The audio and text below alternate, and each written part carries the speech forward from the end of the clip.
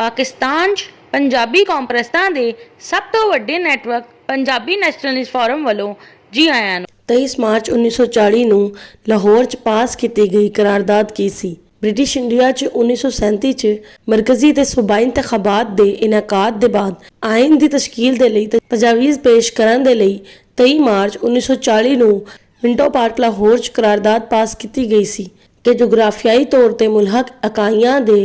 ਇਲਾਕਾਈ ਹੱਦਬੰਦੀ ਕਰਕੇ ਇਹਨਾਂ ਦੀ ਆਇਨੀ ਤਸ਼ਕੀਲ ਇਸ ਤਰ੍ਹਾਂ ਕੀਤੀ ਜਾਏ ਜਿਨ੍ਹਾਂ ਇਲਾਕਿਆਂ 'ਚ ਮੁਸਲਮਾਨ ਅਦਦੀ ਤੌਰ ਤੇ ਅਕਸਰੀਅਤ 'ਚ ਨੇ, ਜਿੱਦਾਂ ਕਿ ਹਿੰਦੁਸਤਾਨ ਦੇ ਸ਼ੁਮਾਲ ਮਗਰਬੀ ਤੇ ਮਸ਼ਰਕੀ ਹਿੱਸੇ। ਇਹਨਾਂ ਨੂੰ ਆਜ਼ਾਦ ਰਿਆਸਤਾਂ 'ਚ ਗਰੋਹਬੰਦ ਕਰ ਦਿੱਤਾ ਜਾਏ ਤੇ ਇਹਨਾਂ ਦੀ ਤਸ਼ਕੀਲ ਪਾਉਣ ਵਾਲੀ ਇਹ ਇਕਾਈਆਂ ਮੁਕੰਮਲ ਆਜ਼ਾਦ ਤੇ ਖੁਦਮੁਖਤਾਰ ਹੋਣਗੀਆਂ।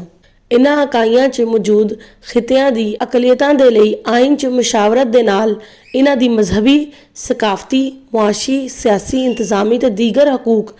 ਤੇ ਮਫਾਦਾਤ ਦੇ ਤਹਫੁਜ਼ ਦੇ ਮੁਨਾਸਿਬ ਮੌਸਰ ਤੇ ਲਾਜ਼ਮੀ ਇਕਦਾਮਾਤ ਯਕੀਨੀ ਬਣਾਏ ਜਾਣ।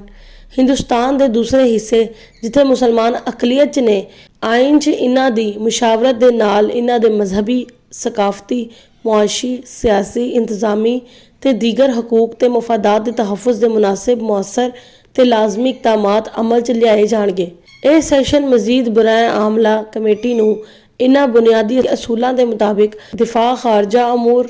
ਮੁਵਾਸਲਾਤ, ਕਸਟਮ ਤੇ ਦੀਗਰ ਜ਼ਰੂਰੀ ਮਾਮਲਾਤ ਦੇ ਲਿਹਾਜ਼ ਤੋਂ ਮਫਰੂਜ਼ੇ ਨੂੰ ਹਤਮੀ ਸ਼ਕਲ ਦੇਣ ਦੇ ਅਰਜ਼ ਤੋਂ ਆਇਨ ਸਾਜ਼ੀ ਦੀ ਸਕੀਮ ਵਾਜ਼ੀਆ ਕਰਨ ਦਾ ਇਖਤਿਆਰ ਦਿੱਤਾ ਸੀ। ਲਾਹੌਰ ਕਰਾਰਦਾਦ ਦੇ ਮੁਤਾबिक ਮੌਜੂਦਾ ਪਾਕਿਸਤਾਨ ਦੇ ਇਲਾਕੇ ਬਸ਼ਮੂਲ ਭਾਰਤ 'ਚ ਸ਼ਾਮਿਲ ਕੀਤੇ ਗਏ ਪੰਜਾਬ ਦੇ ਹਿੱਸੇ ਤੇ ਮਕਬੂਜ਼ਾ ਕਸ਼ਮੀਰ ਦੀ ਇਕਾਈ ਨੇ ਇੱਕ ਅਲੱਗ ਰਿਆਸਤ ਬਣਾਉਣਾ ਸੀ ਤੇ ਬੰਗਲਾਦੇਸ਼ ਦੀ ਇਕਾਈ ਨੇ ਇੱਕ ਅਲੱਗ ਰਿਆਸਤ ਬਣਾਉਣਾ ਸੀ, ਜਦ ਕਿ ਭਾਰਤ ਦੇ ਮੁਸਲਮਾਨਾਂ ਨੇ ਭਾਰਤ 'ਚ ਹੀ ਰਹਿਣਾ ਸੀ, ਨਾ ਕਿ ਮੌਜੂਦਾ ਪਾਕਿਸਤਾਨ ਜਾਂ ਬੰਗਲਾਦੇਸ਼ ਪਹੁੰਚ ਜਾਣਾ ਸੀ। ਨਾ ਮੌਜੂਦਾ ਪਾਕਿਸਤਾਨ ਜਾਂ ਬੰਗਲਾਦੇਸ਼ ਤੋਂ ਗੈਰ ਮੁਸਲਮਾਨਾਂ ਨੂੰ ਕੱਢਣਾ ਸੀ, ਨਾ ਪੰਜਾਬ ਨੂੰ ਤਕਸੀਮ ਕਰਕੇ ਮਸ਼ਰਕੀ ਹਿੱਸੇ ਨੂੰ ਭਾਰਤ 'ਚ ਸ਼ਾਮਿਲ ਕਰਨਾ ਸੀ, ਨਾ ਮਕਬੂਜ਼ਾ ਕਸ਼ਮੀਰ ਤੇ ਭਾਰਤ ਨੂੰ ਕਬਜ਼ਾ ਕਰਵਾਉਣਾ ਸੀ।